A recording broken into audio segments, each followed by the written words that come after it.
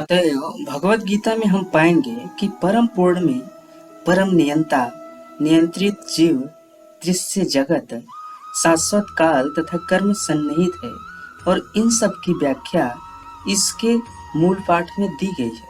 ये सब मिलकर परम पूर्ण का निर्माण करते हैं और यही परम पूर्ण परम सत्य कहलाता है। यही परम पूर्ण तथा परम सत्य पूर्ण पुरुषोत्तम भगवान श्री कृष्ण है। सारी अभिव्यक्तियां उनकी विभिन्न शक्तियों के फलस्वरूप वे ही परम पूर्ण है।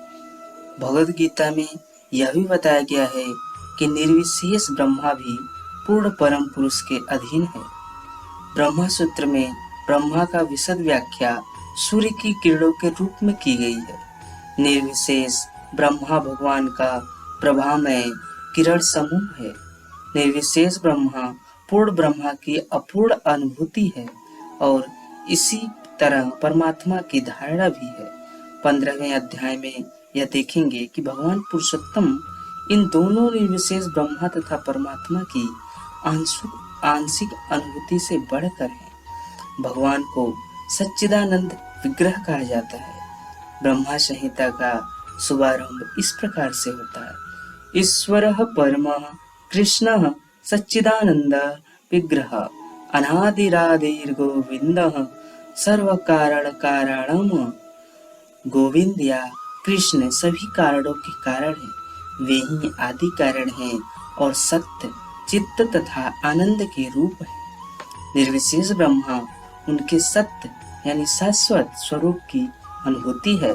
परमात्मा सत्य चित्त की अनुभूति है, परंतु भगवान कृष्ण समस्त दिव्य स्वरूपों की अनुभूति है। सत्य चित्त आनंद के पूर्व विग्रह में है। अल्पज्ञानी लोग परम सत्य को निर्विशेष मानते हैं, लेकिन वे हैं दिव्य पुरुष और इसकी पुष्टि समस्त वैदिक ग्रंथों में हुई है। नित्यो नित्यानाम चेतन से चेतनानाम। जिस प्रकार हम सभी जीव हैं और हम सबकी अपनी अपनी व्यष्टि सत्ता है, उसी प्रकार परम सत्य भी अनंत एक व्यक्ति है और भगवान की अनुभूति उनके पूर्ण स्वरूप में समस्त दिव्य लक्षणों की ही अनुभूति होती है। यह पूर्णता रूप विहीन नहीं है। यदि वह निराकार है या किसी अन्य वस्तु से घटकर है तो वह सर्वथा पूर्ण नहीं हो सकता। जो सर्वथा पूर्ण है उसे हमारे लिए अनुभव गम्य तथा अनुभवातीत हर वस्तुओं से युक्त होना चाहिए, अन्यथा वह पूर्ण नहीं हो सकता। पूर्ण भगवान में अपार शक्तियां हैं। परास्य शक्ति विविधैव सूर्यते। कृष्ण किस प्रकार अपनी विभिन्न शक्तियों द्वारा कार्यशील हैं, इसकी भी व्याख्या भगवत गीता में हुई है।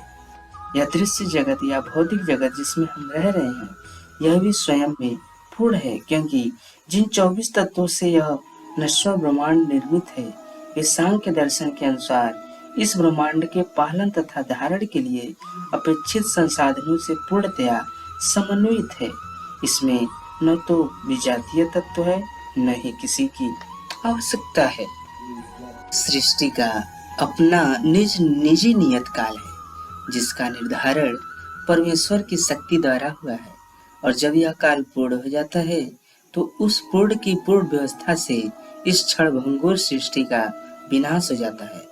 क्षुद्र जीवों के लिए यह सुविधा प्राप्त है कि पूर्ण की अनुभूति करें। सभी प्रकार की अपूर्णताओं का अनुभव पूर्ण विषय ज्ञान की अपूर्णता के कारण है। इस प्रकार भगवत गीता में वैदिक विद्या का पूर्ण ज्ञान पाया जाता है।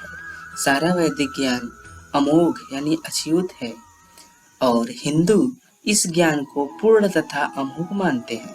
उदाहरणार्थ गोबर पशुमल है और स्मृति या वैदिक आदेश के अनुसार यदि कोई पशुमल का स्पर्श करता है तो उसे शुद्ध होने के लिए स्नान करना पड़ता है, लेकिन वैदिक शास्त्रों में गोबर को पवित्र करने वाला माना गया है।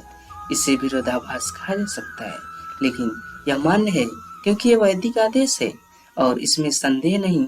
इसे स्वीकार करने पर किसी प्रकार की त्रुटि नहीं होगी। अब तो आधुनिक विज्ञान द्वारा यह सिद्ध किया जा चुका है कि गाय के गोबर में समस्त कीटाणुनाशक गुण पाए जाते हैं। अतएव वैदिक ज्ञान पूर्ण है, क्योंकि यह समस्त संशयों एवं त्रुटियों से परे है और भगवत गीता समस्त वैदिक ज्ञान का सार है। वैदिक ज्ञान शोध का विषय नहीं है। हमारा शोध कार्य अपूर्ण है, क्योंकि हम अपूर्ण इंद्रियों के द्वारा शोध करते हैं। हमें पहले से चले आ रहे पूर्ण ज्ञान को परंपरा द्वारा स्वीकार करना होगा। जैसे कि भगवत गीता में कहा गया है, हमें ज्ञान को परंपरा के उपयुक्त स्रोत से ग्रहण करना होता है। जो परंपरा परम आध्यात्मिक गुरु साक्षात भगवान से प्रारंभ होती है और गुरु शिष्यों की यह परंपरा आगे बढ़ती जाती है। छात्र के रूप में अर्जुन भगवान कृष्ण से शिक्षा ग्रहण करता है और उनका विरोध किए बिना वह कृष्ण की सारी बातें स्वीकार कर लेता है। किसी को भगवत गीता के एक अंश को स्वीकार करने और दूसरे अंश को अस्वीकार करने की अनुमति नहीं दी जाती है। हमें भगवत गीता को बिना किसी प्रकार का टीका टिप्पणी, बिना घटाए बढ़ाए या विषय वस्तु में बिना किसी मनोकल्पना के स्वीकार करना चाहिए। गीता को वैदिक की सर्वाधिक पूर्ण प्रस्तुति समझना चाहिए। वैदिक ज्ञान दिव्य स्रोतों से प्राप्त होती है और भगवान स्वयं वचन किया था।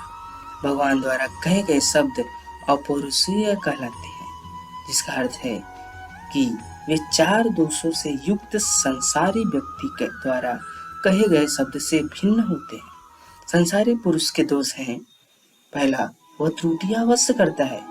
दूसरा, वह अनिवार्य रूप से मोहग्रस्त होता है। तीसरा, उसमें अन्यों को धोखा देने की प्रवृत्ति होती है। चौथा, वह अपूर्ण इंद्रियों के कारण सीमित होता है। इन 4 दोषों के कारण मनुष्य सर्वव्यापी ज्ञान विषयक पूर्ण सूचना नहीं दे पाता है। ऐसे दोषपूर्ण व्यक्तियों द्वारा वैदिक ज्ञान प्रदान नहीं किया जाता। इसे पहले प्रथम सृष्टि जीव ब्रह्मा के हृदय में प्रदान किया गया। फिर ब्रह्मा ने इस ज्ञान को अपने पुत्रों तथा शिष्यों को उसी रूप में प्रदान किया जिस रूप में उन्हें भगवान से प्राप्त हुआ था। भगवान पूर्ण है और उनकी प्रकृति के नियमों के वशीभूत होने का प्रश्न ही नहीं उठता। अतएव मनुष्य में इतना समझने की बुद्धि तो होनी ही चाहिए कि भगवान ही इस ब्रह्मांड की सारी वस्तुओं के एकमात्र स्वामी हैं।